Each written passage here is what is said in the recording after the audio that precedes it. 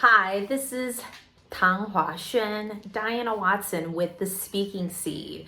I am outside in my patio on this beautiful Mother's Day recording this so I can answer a lot of the questions that people have posted in the comments from my 我很奇怪 speech. I am so honored and blessed and appreciative of all the wonderful and positive comments that I have seen. Thank you so much. I apologize that I cannot respond to everybody. There's only one of me, and I wanted to make this video so I could share a little bit about myself and also answer your questions.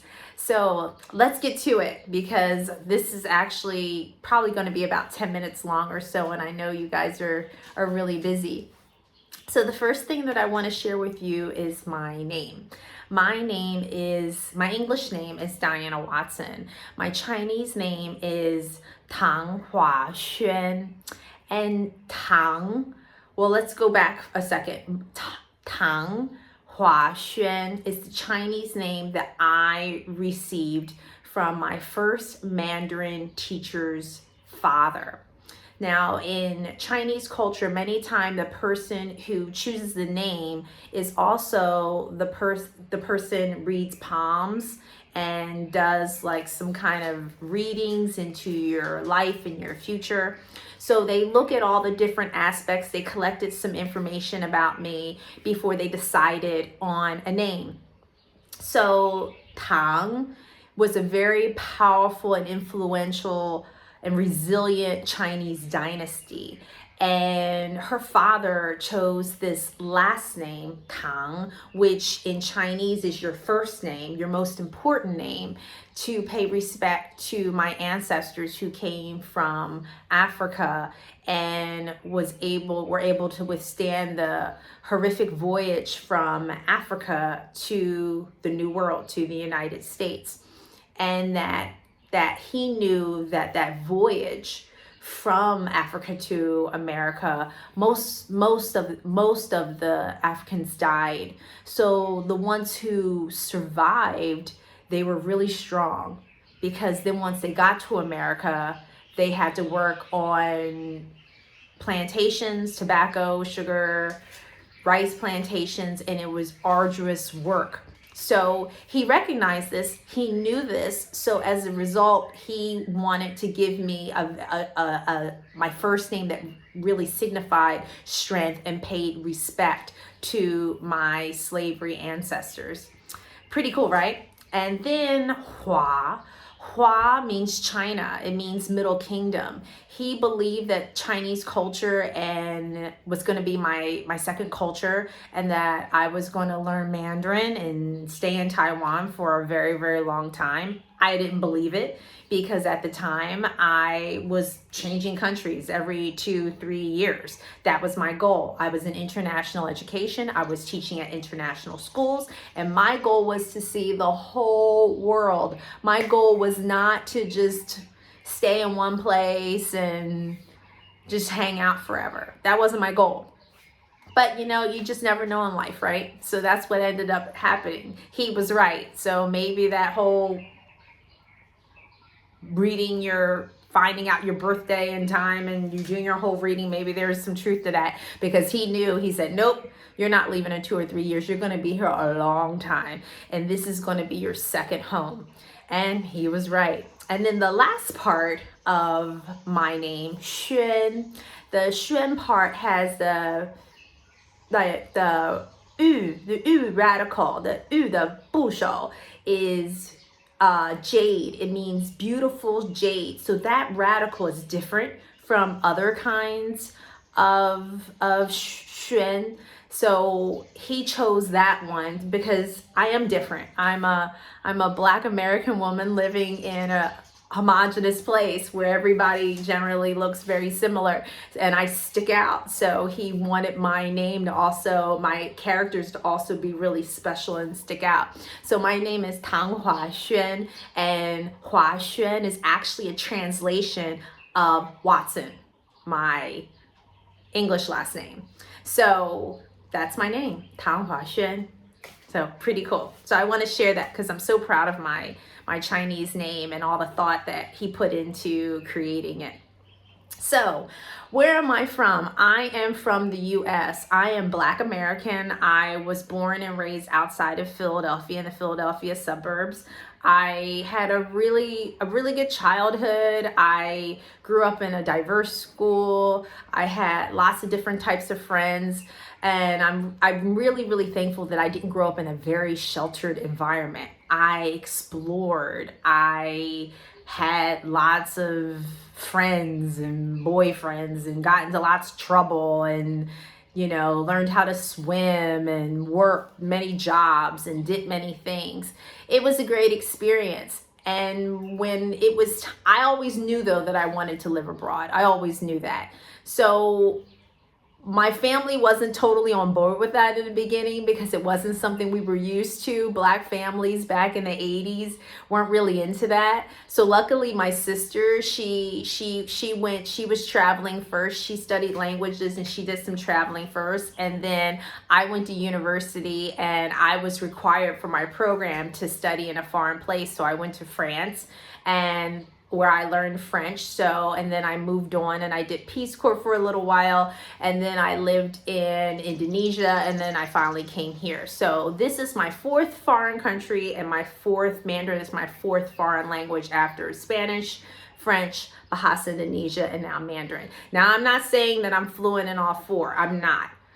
I still tell people I can only speak English, but I would say Mandarin is my second. It's a pretty good second. If I were to tell you, just as an aside, where I think my Mandarin is from a 1 to a 10, currently I think I'm getting close to a 7, but at the time of the contest, I was a 4 or 5. But right now, I've been working really hard to get to a solid 7. So in the next part, the next video, I'm going to talk to you a little bit about, it has been a really tough journey with learning Mandarin is like Mount Everest. It's tough. It's a hill that I'm constantly climbing. So now my race. You know where I'm from. I said I'm Black American, and that's all I am. I'm just a Black American. My parents are Black American. My grandparents are Black American. My grandparents, great-grandparents. Past that, I'm not sure. But so far as I know, we're all Black American. But I saw so many comments of people saying it was obvious I was biracial. I love the fact that people now recognize that particularly biracial people who live in other places and have completely different nationalities and identities are being recognized, particularly in Far East Asian places. So in, Chinese and Korean and Japanese and these different places where these half Black, half Far East Asians are being recognized by both places and getting the credit that they deserve that they weren't getting in the past. They were just labeled as Black. And I'm really proud of that. I'm happy that I'm in my own way, I'm supporting this indirectly, but I want to be honest and share that I don't fall into that group. As far as I know, I'm just a Black American, but I'm glad that there's a lot more light being shed on biracial Black and Asian people these days. Okay, what is my life like in Taiwan? Taiwan is, well, let me tell you a little bit about Taiwan. Taiwan is an island off the coast of mainland China beside the Fujian. There's about 23 to 24 million people on the island. There are 3 main cities. There's Taipei, Taichung, and Kaohsiung. Most of the people live on the west side of the island. Not many people live on the east side, but the east side is the really exotic side where you actually feel like you're on an island. On the west side, it just seems like any other Asian place where there's lots of buildings and buildings and lots of concrete jungle experience everywhere. I live in the countryside. I had to get out of that. I'm in the countryside, which I really, really love, next to a beautiful lake and mountains. But generally speaking, it's Asia. So, you know, Taiwan is Asia. Very industrial, lots of industry, and with amazing people though. So let's say some of the wonderful things. It's amazing, amazing, amazing people. Friendly, safe. The hardest thing about living here is learning Mandarin and possibly dealing with the pollution. Pollution is challenging for me. It's very, very challenging. The Mandarin is very, very challenging. But every place has its pros and its cons. And in Taiwan is no different. But I have learned to be able to deal with the pollution, and I've learned to love learning Mandarin, and I accept the fact that that's something I'm going to have to work on for the rest of my life. That Mandarin journey is not going to stop for me. I'm going to have to keep going and going and going and going. But sometimes slow and steady wins the race. So what do I do here? What is my life like here? I have my friends. I have Toastmasters. I'm very busy. I have a day job. I also do my practice. And here in Taiwan, there's no shortage of amazing people that you can meet and things that you can do. I wouldn't say it's a party place, but I wouldn't say it's completely dead either, particularly if you live in the large cities. It can be a pretty interesting place. Now, let me just share a little bit about my Mandarin learning history. Like I just mentioned, from a 1 to a 10, when I did the contest, I would say I was around a 4 or 5. Now I'm closer to a 7. This has been a 16-year journey. I didn't start learning Mandarin until I was 31 years old. One of the toughest languages in the world to learn. I didn't start learning until I was 31. Now, why? I believed every country I lived in, I needed to learn the language. It's an important part of me respecting the country that I was living in, was learning the language, at least to the point where I could ask basic questions, learn my numbers, have a very, very easy conversation with people. Because once again, I didn't have plans on being here longer than 2 or 3 years. When I first got here, I was working at an international school, and I was only able to take 2 classes a week. I didn't make any progress. I wasn't making any progress at all. Literally. I was studying for 6 months, and I remember one of my girlfriends had called me, and she had lived in China for a long time and spoke it pretty well. And she asked me something really easy like, "Ni hao ma?" And I didn't understand what she was saying. And I'd already lived here for like a year, and I was so embarrassed. I was like, And I remember saying to myself, I complained to my teacher, and my teacher's just like, "Well, you have to get your tones and your pronunciation down, and they still are really horrible. So we haven't moved on to like, how are you yet?" And I remember feeling so discouraged and thinking that she was such an awful teacher. But it turns out that I'm really thankful now, because if you don't have the tones and the pronunciation down, you cannot, I'm not saying you shouldn't move on, but you really have to make sure that you're dedicated to working on it. And I realized at that point that I had to stop working full time and study at a university full time in order to get my Chinese foundation down. So what I did was I finished my contract at the international school. I studied at a university for 1 year, and I just focused almost exclusively on Mandarin. And then what I did was I also hired a tutor. One of my girlfriends wanted to be a Mandarin tutor and a Mandarin teacher, and she was willing to tutor me for a very, very basic price. and said a low price and said, listen, I need practice. I need to learn how to do this. I'm willing to tutor you. And this was critical because I had a class that pushed me, and I also had her to really help me with all the areas, like all my weak spots and areas that I really needed a lot extra practice in. So my Chinese, it has been a long journey.